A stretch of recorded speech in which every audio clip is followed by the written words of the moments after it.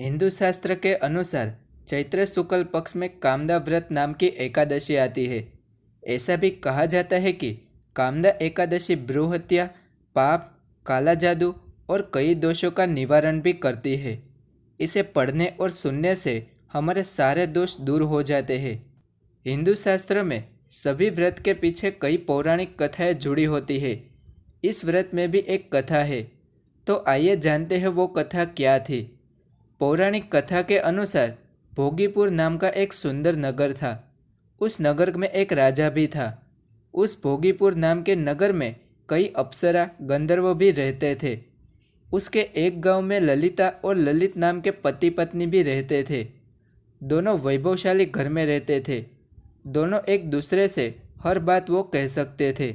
एक दिन की बात है जब ललित राजा के दरबार में गाना गा रहा था, लेकिन उसे अचानक से उसकी पत्नी की याद आ जाती है। तो वो उसे पत्नी को याद करने से उसके गाने के स्वर और लय का ताल भी बिगड़ जाता है।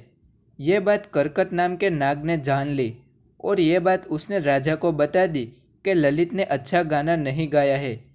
ललित की ये बात को जानकर राजा को बहुत गुस्सा आ जाता है।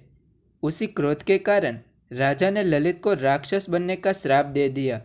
जब यह बात उसकी पत्नी को पता चलती है कि उसे राक्षस बना दिया है, तो वो भी बहुत दुखी हो जाती है। ललित कई वर्षों तक राक्षस के रूप में भटकता रहा। उसकी पत्नी भी राक्षस ललित का अनुकरण करती रही। उसे इस हालत में देखकर उसे बहुत ही दुख होता था। उसी बात को लेकर एक दिन ललिता श्रृंगी ऋषि के आश्रम पहुंचती है। उसे देखकर श्रृंगी ऋषि ललिता से पूछते हैं कि तुम कौन हो, क्या चाहिए तुम्हें। तभी ललिता बताती है, हे मुनि, मैं ललिता हूँ। मेरे पति को राजा ने श्राप दिया है और वो राक्षस बन गए हैं। उस पर कोई उपाय बताए कि वो पहले जैसे बन सके। तभी ऋषि बताते हैं कि अब चैत्र शुक्ल पक्ष एकादशी आने वाली है। उसका नाम है कामदा एकादशी। इसका व्रत करने से सभी की इच्छाएं पूर्ण होती है। यदि तुम इस कामदा एकादशी का व्रत करो तो ललित राक्षस के रूप में से मुक्त हो सकता है। ये बात जानकर ललिता बहुत खुश हो जाती है।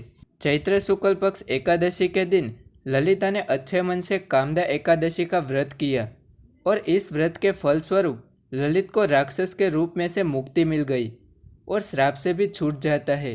दोनों एक साथ मिलकर फिर से स्वर्ग में चले जाते हैं।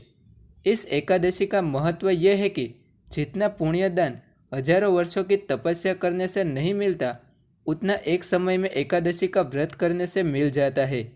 ऐसा भी माना जाता है कि व्रत करने से स्वर्ग में भी स्थान मिलता है और यह व्रत करने से सभी के पापों का नाश होता है। इस व्रत के दिन दान और विधिपूर्ण पूजा करनी चाहिए। इस साल कामदा एकादशी 23 अप्रैल को आएगी।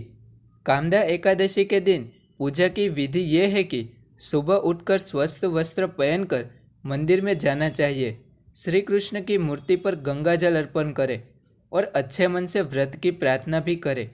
श्री कृष्ण की मूर्ति पर चंदन, अक्षत, फूल, फल, तिल आदि का अर्पण भी करें। कामदा एकादशी के दिन उसकी कथा सुनकर श्री हरि की आरती भी करनी चाहिए। आरती के बाद भगवान को अच्छा भोग भी लगाना चाहिए। इस दिन दान करना बड़ा ही शुभ माना जाता है। तो आशा है कि आज का वीडियो आपको अच्छा लगा होगा। तो इस वीडियो को लाइक करें, शेयर करें और ऐसे ही वीडियो के लिए हमारे चैनल को सब्सक्राइब करें।